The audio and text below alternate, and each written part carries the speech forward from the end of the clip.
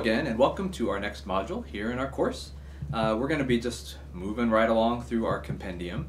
And so following our discussion of the economy, our next subject to focus on here in the compendium is looking at politics and the state. And obviously, in a lot of ways, this module is going to be sort of a transition, right? Because many of the issues that we're going to be looking at for the remainder of the course have to do with certain political issues or the use of force by the state in different situations. And so we'll be talking about politics in the state in connection with a whole host of different issues really for the remainder of our time. But in this module, we're just really kind of focusing on the understanding of the state itself from the perspective of Catholic social teaching. So we're going to be talking about, what are the goals of the state, what ought the state to be doing in an ideal sort of situation, how ought the state to function in connection with some of the other institutions we talk about in Catholic social teaching. So this is really more just considering what is the proper nature of the state from the perspective of Catholic social teaching, and setting the groundwork then for how it's going to operate in specific situations or in connection with or in controversy with the Church's teaching in the coming weeks. And also, for many of you, right, you're going to have just completed the intensive weekend.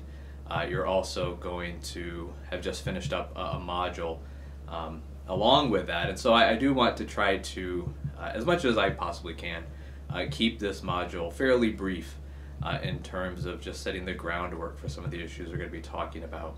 Although, while we run through kind of as our usual matter of course, some of the high points of the compendium's treatment of the state, I do want to make sure to touch on at least a few issues that strike me as worth thinking about or perplexing in light of what we find in the compendium. So we are going to have a kind of quick overview and then also some questions to consider, but hopefully we can come in a little below our sort of average time so far and give you all a little break from the heavy lifting you've been doing the past few days.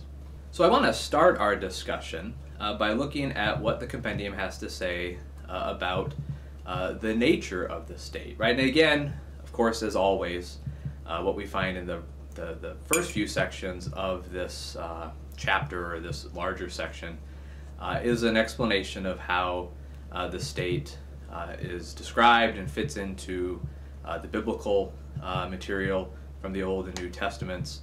We find a discussion of Jesus' attitude towards the state.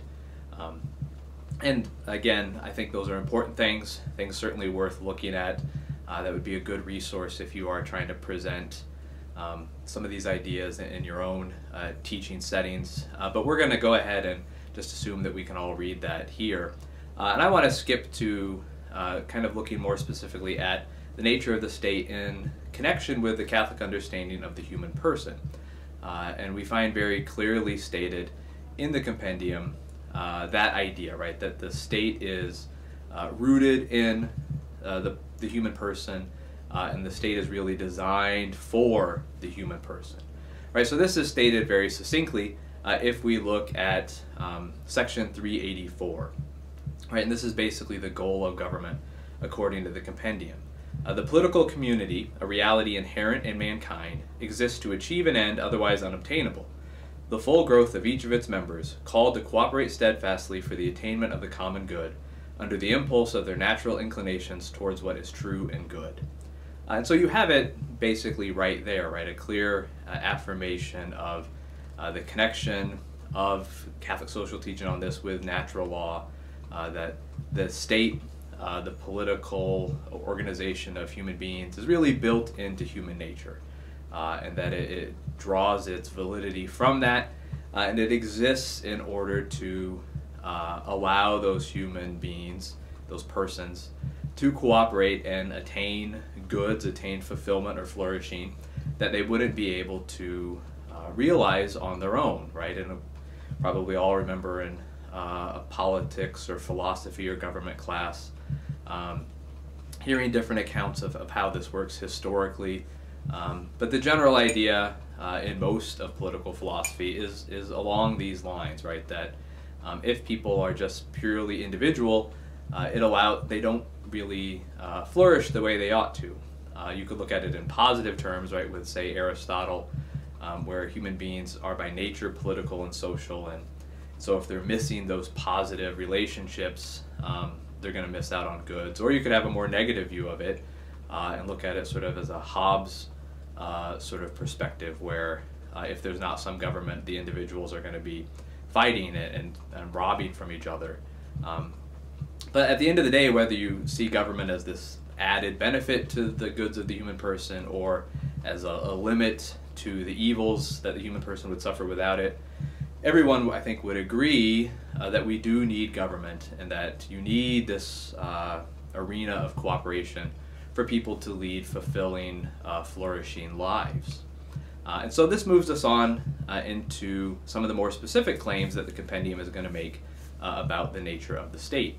If we look at section 389 here, again relatively close to the beginning, we're going to find an explanation of one of the key actions that the state needs to take in order to allow this flourishing to happen.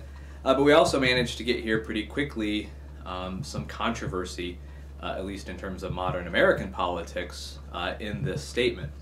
Because when we look at what 389 has to say, it tells us, quote, "Experience has taught us that unless these authorities, that is the government or the state, take suitable action with regard to the economic, political, and cultural matters, inequalities between citizens tend to become more and more widespread, especially in the modern world, and as a result, human rights are rendered totally ineffective and the fulfillment of duties is compromised." So what are we saying here, right? Well, basically what the compendium is saying is that we do need, in fact, because of human nature being what it is, a government or a state that does interfere, if you will, or guide more positively these other aspects of society, right? So including the economy. So here in the compendium, kind of at the outset of this section, we get a clear affirmation of the idea that the state ought to, in fact, intervene in economic life and do so in a way that prevents the growth of these inequalities. And again, obviously this is a hotly debated topic in America today, and we don't want to necessarily read this as a ringing endorsement of the idea of, like, say, the 1% that is often criticized in America today. But the basic idea is stated clearly enough, right? That there does need to be a government that not only stops kind of outright crime, you know, you don't want brigands and pirates, but you also need a government that works to maintain kind of rules, set up guidelines for the conduct of economic life in a way that will prevent a kind of unchecked growth in inequality. And so again, perhaps kind of controversial, but I think fairly clearly stated here, and I think also you could argue very much in keeping with the biblical tradition, the idea of the year of Jubilee, for example, and also an understanding of the human person, as we've talked about before. So this would be, I think, an important statement to note as we're working through this section. Now, at the same time, right, before we get too excited about giving government a kind of central role in regulating the various spheres of modern life, we should recognize that the compendium offers a corresponding or another perspective that keeps this attitude in check, right? So yes, the government or the state does have a role to play in limiting the way the economic life is conducted, but it goes on to say, right, really that this is should only function as sort of a last resort or a check against abuses, right? That this shouldn't be the primary way that community life is managed, is through legal boundaries or through the action of the state guiding things. Instead, really what ought to happen is the development of authentic communities and real relationships between people.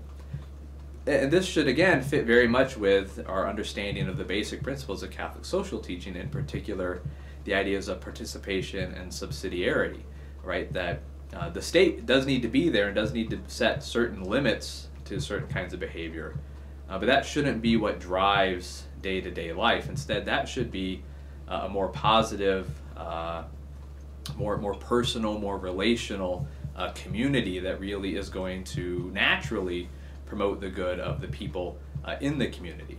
Right? We find a statement of this in the sections immediately following this affirmation of the role of government in checking abuses in economic life. So if you look at section 390, right, it says there, life in society takes on all its significance when it is based on civil friendship and on fraternity.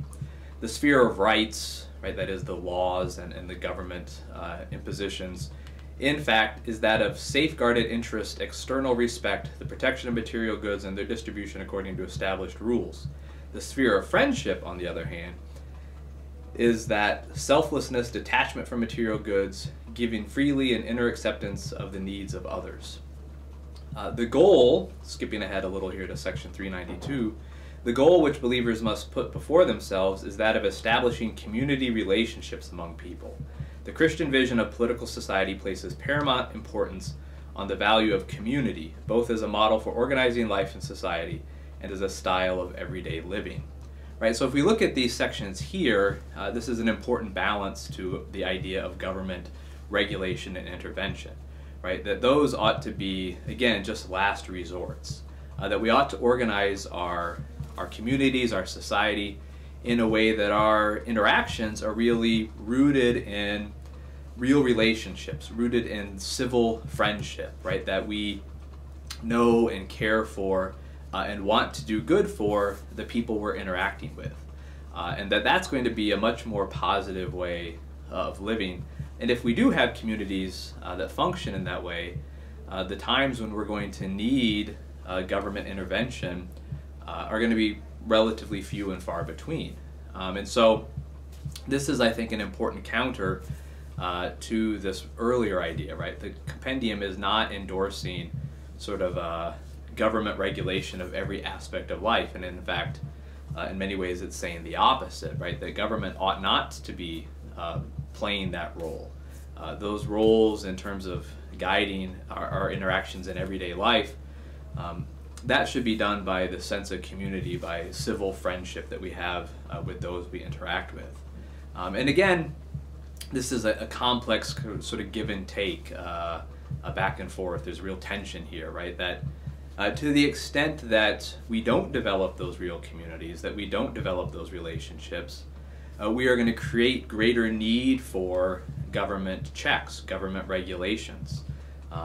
Whereas if we can foster real community, then we won't need the government regulations as much.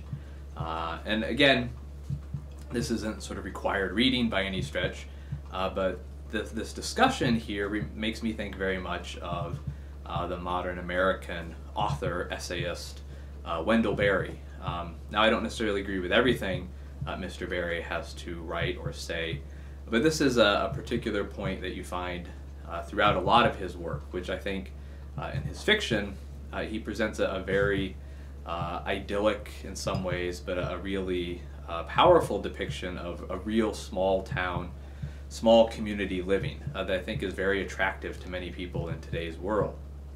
And you can see in that fiction, and then in his essays talking about real American life, how having real communities where there are real enduring relationships between people, you don't need as much legal regulation of every aspect of life, because there's a built-in desire to care for one's neighbors, and even a built-in desire of avoiding shame from the people you know and live with, that are going to guide conduct much better than laws. But he argues quite persuasively that really the growth of the bureaucratic state and the legal regulation of everything comes from our loss of these communities, right? That in our pursuit of economic growth, we've given up enduring communities and civil friendships, as is talked about in the compendium. And as a result, we end up with needing legal guidelines and legal requirements for aspects of our lives that really we shouldn't need that for. If I know the person selling me my food, I don't need the state regulation and the government checks.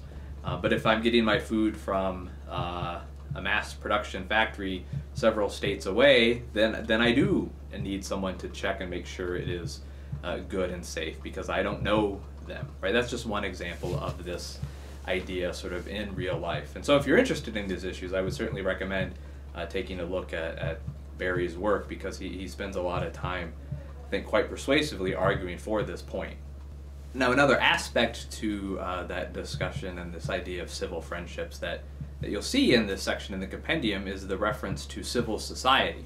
And so there's an entire subsection talking about civil society, right? And this is referring to kind of intermediary bodies or intermediary organizations between the individual and the state.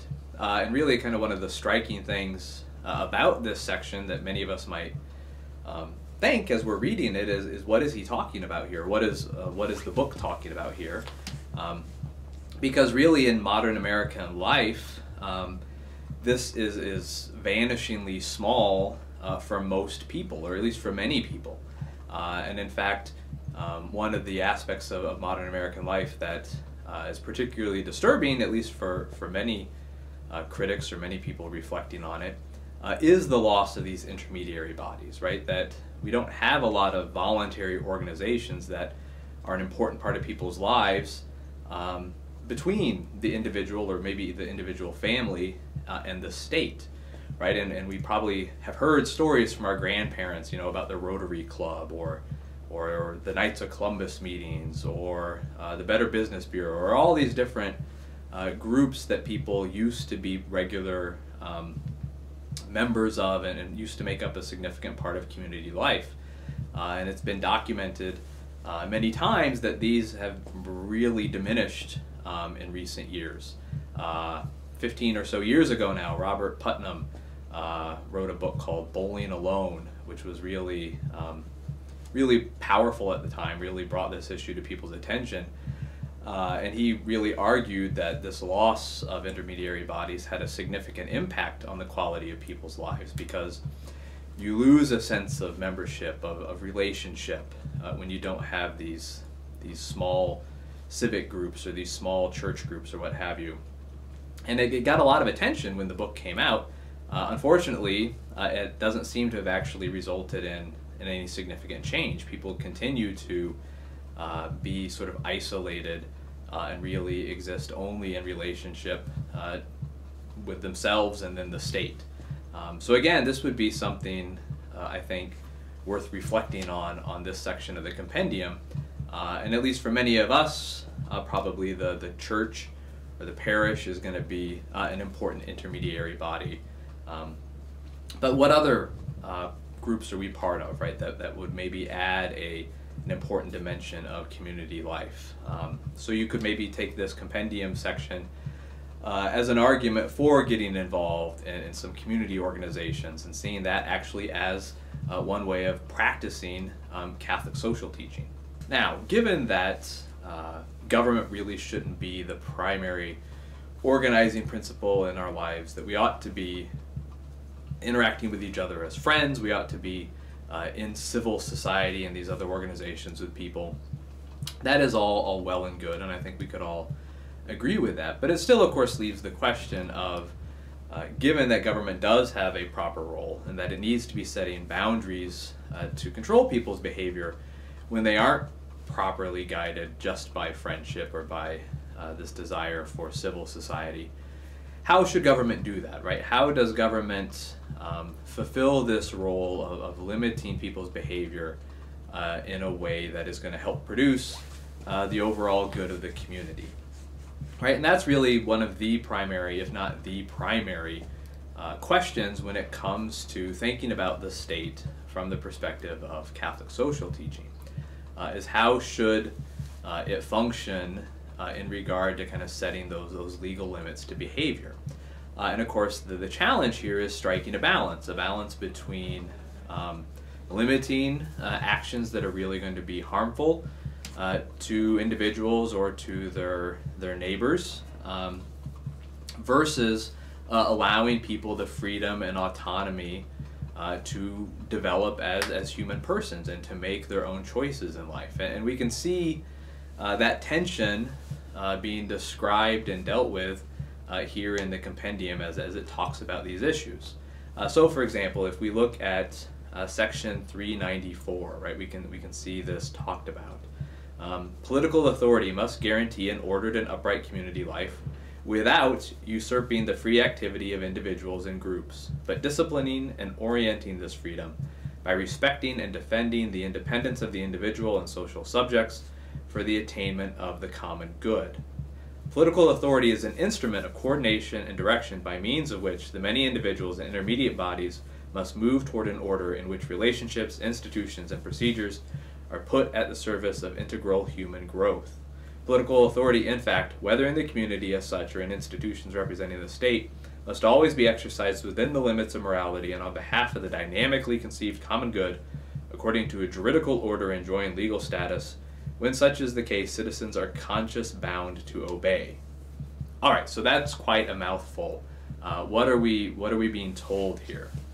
All right, we're basically being told that government needs to strike this balance between limiting behavior that is harmful while still allowing individuals and small groups to flourish. And when government does that, then people are bound to obey it. But of course, this still leaves the question of how do we determine which behaviors ought to be limited by the government and which behaviors ought to be left up to the individual or the small group to determine whether or not they're going to do that. And of course, that's where a lot of the controversy in modern American life centers, is what kind of behaviors need to be legislated and what kind of behaviors can we leave up to individuals to choose for or against on their own. So what does the compendium, or what does Catholic social teaching have to say on that question? Well, again, this is like many of these issues in ethics. There is unfortunately no magic equation that we can find and plug in a piece of legislation into and get an answer on whether or not it's too coercive or too relaxed, right? That this is really going to be an issue left to the prudential judgment of people working in the society or working in the government or the state. But of course, there are some guidelines given, right? And the basic guideline is one that was probably fairly obvious, right? And that is that good laws are going to be laws in accord with natural law, right? That positive law, that is law created by human beings to guide our behavior, needs to grow out of and to reflect natural law, which of course itself reflects the eternal law we find in God. And so the compendium is going to give this as at least a basic guideline for thinking about whether or not laws are good or not, or whether or not laws are going to be morally binding on individuals or not. So if we look, for example, at section 398, it's going to say, authority must enact just laws, that is, laws that correspond to the dignity of the human person and to what is required by right reason. Human law is law insofar as it corresponds to right reason and therefore is derived from the eternal law. When, however, a law is contrary to reason, it is called an unjust law. In such a case, it ceases to be law and becomes instead an act of violence. Authority that governs according to reason places citizens in a relationship not so much of subjection to another person as of obedience to the moral order and therefore to God himself, who is its ultimate source. So basically, the compendium is saying precisely what I just said, right? That good laws are going to be laws that are in keeping with natural law and eternal law, right? And when we obey them, it's not so much we are obeying the state, it's that we are acting in the way that God himself would have us to act. And when the government doesn't do that, of course, then we are not bound to follow laws that are contrary to God's law or contrary to eternal law. Of course, as it goes on to say, right, if it is in fact a just law and you refuse to follow it, you aren't just telling the government or the man, you know, where they can put their laws. You are in fact resisting God's authority and are acting immorally. But of course, the flip side is true as well, right? That when a government tries to impose laws that are not in fact in keeping with natural law, they are not acting rightly or acting justly. They are in fact just state-sponsored violence or coercion. So again, the question here is going to be, is a possible law or is an existing law in keeping with natural law, in keeping with God's will? And that is going to be the ultimate criterion for whether or not it is a good law. But of course, still here, right, prudential judgment is going to be called for in trying to figure out which laws are in keeping with the nature of the human person and God's plan, and which aren't. Some cases this is going to be fairly obvious, but in other cases it's going to be certainly complex and debatable. Alright, so those are really kind of the key points in terms of summary of the important ideas here in the compendium. And there's a lot more obviously discussed in this section that we're not necessarily going to review here, right? So for example, I think the section talking about the proper role of political parties and the proper role of the media, those sections are particularly striking, if for no other reason because they seem to not correspond, at least with the way many of us see political parties and the media functioning in modern America. But we can't talk about all of those things. And I really want to just move now to talk about some further questions that come up in connection with these difficult laws, right? What do we do when we find a tension between legal requirements or legal permission and what we would see as moral? Because this is really, again, one of the real foci, if you will, of modern debates, right? Particularly when it comes to the Christian or Catholic perspective on the state. What are some of these complex issues brought up in the compendium, right? So there are a couple of passages that stood out for me. One has to do with the nature of our cooperation with actions that are legal but not moral, right? So what do we do in situations where there's an immoral action or immoral system in place that is legal? Does that mean that we can, as citizens or members of the state, cooperate with it? Right? So the compendium pretty clearly says no. So if we look at section 399, right, it talks about this. It says it is a grave duty of conscience not to cooperate, not even formally, in practices which, although permitted by civil legislation, are contrary to the law of God. Such cooperation, in fact, can never be justified, not by invoking respect for the freedom of others, nor by appealing to the fact that it is foreseen and required by civil law. No one can escape the moral responsibility for actions taken, and all will be judged by God himself based on this responsibility.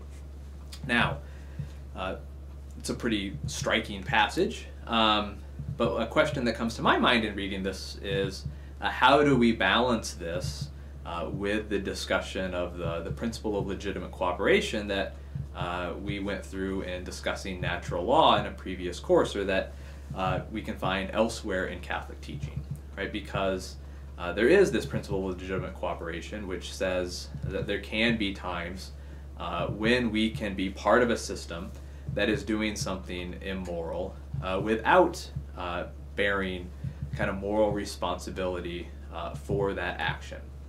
So if we are remotely materially involved in some action, say I'm paying taxes and the government is doing something somewhere, in part drawing on that tax revenue, that is immoral, am I responsible for that immoral act on the other side of the world or in some arcane branch of the government or what have you? And generally, the response is that we can say no, right, in many cases, when we are not agreeing with the action being performed and when our material connection with it is very remote. And so I think we would need to balance this section here in the compendium with that principle, right? Because I think it is important to know this, right? That I think what the compendium is getting at here is that we can't just use the excuse that, well, this is legal, therefore I can do it, or, well, this is the law and therefore I'm going to go along with it. It's saying no, right? We still bear moral responsibility. But I think we would need to supplement that when we're looking at particular cases with the use of the principle of legitimate cooperation, right? That We need to, if we find ourselves involved in this sort of situation, reason through our moral responsibility using that principle of legitimate cooperation, because there are going to be times when it is not really possible to extricate ourselves from involvement in some action being performed by the state. Now, having said that, I think there is also a challenge in the other direction, right? So if we look at what the compendium has to say when we do face cases where the state is acting kind of gravely contrary to natural law, and it is not remote material cooperation, much more is being required of us in terms of breaking God's law. What do we do in those cases, right? And so there we can see in section 400 what the compendium has to say about this, right? It says, recognizing that natural law is the basis for and places limits on positive law means admitting that it is legitimate to resist authority should it violate in a serious or repeated manner the essential principles of natural law, right? So maybe if we use principle of legitimate cooperation in connection with the previous kind of example, we could say, well, we disagree with what the state is doing here, we will try to resist it in various ways, but this isn't going to call for a full confrontation with state authority. But if we move here to this next section, we do need to recognize that there will be situations, or can be situations, where the government acts blatantly or repeatedly contrary to natural law. And if that becomes the case, then we can, and in fact are required to, resist those actions by the state. Now, of course, again here, right, the challenge is determining when is it that the government is acting in a way that is a serious or repeated violation of essential principles of natural law, right? There's really the rub, so to speak. And there was going to be, and is in fact today in modern American Christianity and Catholicism, a lot of debate about whether or not we are in that sort of a situation in different parts of our social life. Some would argue that the government is acting this way in connection with sexual ethics, or with life ethics, or with the military or the economy, and would argue that Christians are obligated to forcefully or at least kind of directly, legally challenge the government. Others would argue that we aren't at that point, right? That we are not in a situation of serious breach of essential principles of natural law. And determining when that is the case is going to be obviously difficult and is going to be a matter of prudential judgment on the part of various Christians and groups. Now, to go ahead and bring this even closer to home for many of us, right, the compendium goes on to talk about what do we do in cases where we are asking these sorts of questions, specifically in regard to actions that seem to impinge on religious belief. Clearly, the compendium in this section affirms the importance of religious freedom and the ability of people to follow a religiously informed conscience. But at the same time, I think it's important to note in the compendium, it recognizes that there are limits to what religious freedom allows a person or a group of people to do, or allows them to claim in regard to avoiding government regulation of their behavior. So if we look at section 422, right, we get a statement of this. It says, the right to religious freedom must be recognized in the juridical order and sanctioned as a civil right. Nonetheless, it is not of itself an unlimited right. The just limits of the exercise of religious freedom must be determined in each social situation with political prudence, according to the requirements of the common good, and ratified by the civil authority through legal norms consistent with the objective moral order. Such norms are required by the need for the effective safeguarding of the rights of all citizens and for the peaceful settlement of conflicts of rights, also by the need for an adequate care of genuine public peace, which comes about when men live together in good order and in true justice, and finally by the need for a proper guardianship of public morality. Again, quite a mouthful. But what are we saying here, right? It's basically saying that, yes, we have a right to freedom of religion and to act in accord with our religious beliefs, but that's not an unlimited right, because of course it can be used in ways that would go contrary to the true good of others in our community. right? So I can't claim a religious right to, say, polygamy, or to founding my cult where I'm going to stockpile weapons or what have you, right? And we would all probably recognize that the government has a proper role in limiting those sorts of behaviors. But of course, what types of behaviors go so far that they impinge upon the good social order is a hotly contested issue. Does this include limiting people's right to refuse service for those with whom they disagree about their lifestyle, right? So should individual religious believers be required to provide services for homosexual couples or homosexual marriages? Or should I be required to provide medical care for my minor child, even if my religious beliefs conflict with that, right? There are issues where this becomes much more contested and debatable. And again, as the compendium says here, this is going to be a matter for prudential judgment, of careful prudential judgment, where we need to balance this affirmation of people's individual freedom while also recognizing that that needs to be in balance with the overall good of society.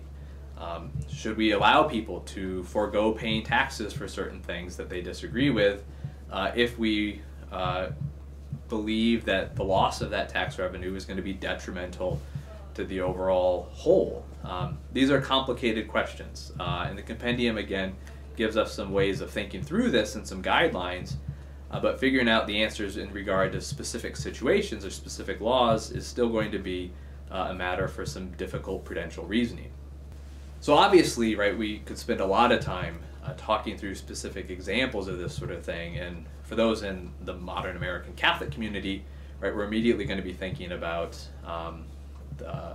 providing contraceptive coverage and insurance, those kinds of issues, and again, the affirmation of homosexual marriage through providing services for homosexual marriages is also another hot topic in this connection, or in connection with these ideas. But I don't necessarily want to focus on those at the moment, although we can certainly discuss them in the discussion board. But one thing that came to my mind as I was reading through this section was from when I used to live in New York. And so I follow what happens in New York a little more than probably most people outside of the city.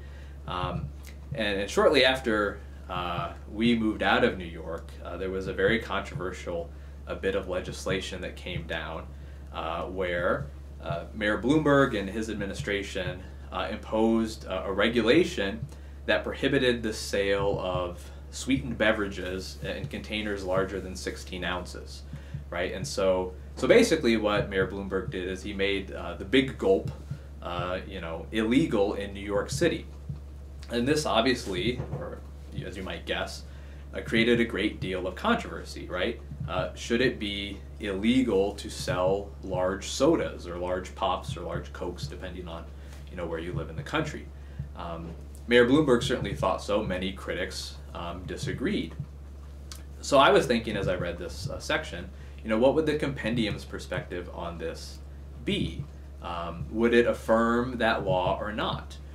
On the one hand, I think you could say, if we take seriously what natural law says about gluttony, about the importance of maintaining bodily health, about, by extension, maybe the pervasive effects of advertising and coercing people into making a profit off of them doing things that are contrary to their real good, I think you can make a fairly meaningful natural law argument against selling those kinds of sodas.